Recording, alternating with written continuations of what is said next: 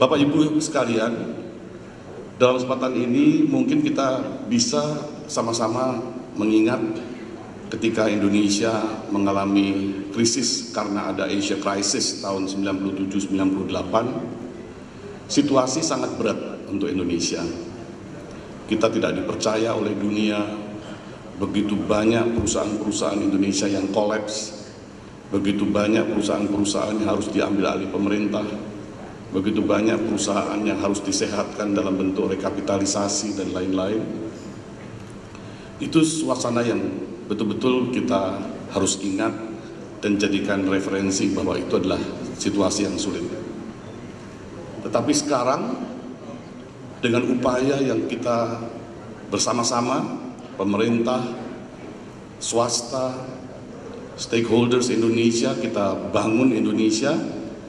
Kita sekarang lihat situasi yang sama sekali beda.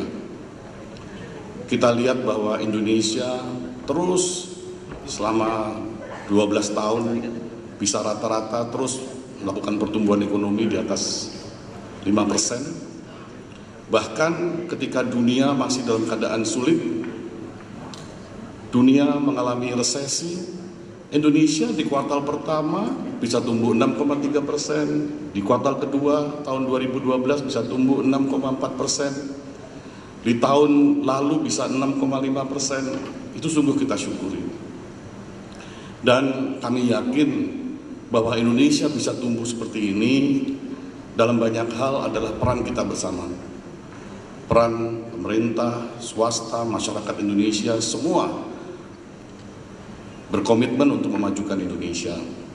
Ibu Bapak sekalian, kita bukannya tidak harus waspada dengan keadaan ekonomi dunia. Ekonomi dunia sangat memprihatinkan dan sudah ada dampak kepada Indonesia. Ya, antara lain kita lihat di ekspor kita mulai kena. Kita juga melihat bahwa kita punya trade balance mulai terkena. Tetapi secara umum, karena memang investasi, portfolio investment di Indonesia masih baik, semua neraca pembayaran kita masih tetap terjaga. Kalau tadi kita lihat bahwa ada potensi ancaman di trade balance kita, mari kita melakukan upaya-upaya untuk memperbaiki ekspor kita. Cegah kalau kita harus tidak import, tidak perlu import. Tapi kalau kita perlu membangun kapasitas di sini, kita bangun kapasitas di sini untuk supaya kita tidak perlu melakukan import yang terlalu banyak dan malah kita bisa masuk ke pasar ekspor. Saudara-saudara sekalian pelaku bisnis, kita lihat di current account kita terlihat sekali bahwa kewajiban keluar karena services banyak sekali. Banyak sekali kita yang masih ekspor dengan kondisi ekspor FOB, sehingga semua bisnis insurance freight jatuh ke luar negeri. Begitu banyak payment yang kita harus lakukan keluar. Mari kita perbaiki itu. Mohon para pengusaha swasta untuk jaga. Kalau tidak perlu hutang, jangan hutang.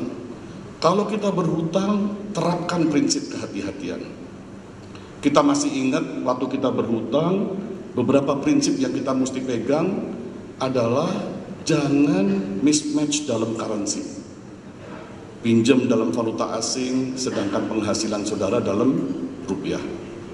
Saudara minjem short term, Anda invest long term. Anda pinjam floating, Anda lending fix. Nanti kalau ada apa-apa akan menjadi kesulitan untuk kita. Di tahun 2011, tahun yang lalu, itu negara-negara G20 melakukan assessment terhadap 20 negara terbesar.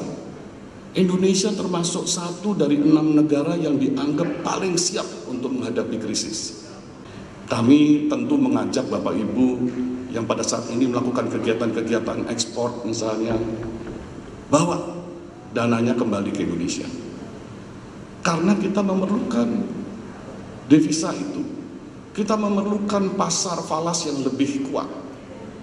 Dan juga kita perlu Bapak Ibu untuk betul-betul bisa bersinergi untuk bisa menghadapi ASEAN Economic Community 2015. yang sebentar lagi sudah akan terjadi. Mari kita berkomitmen untuk menjalankan, mengelola usaha kita semakin baik ke depan.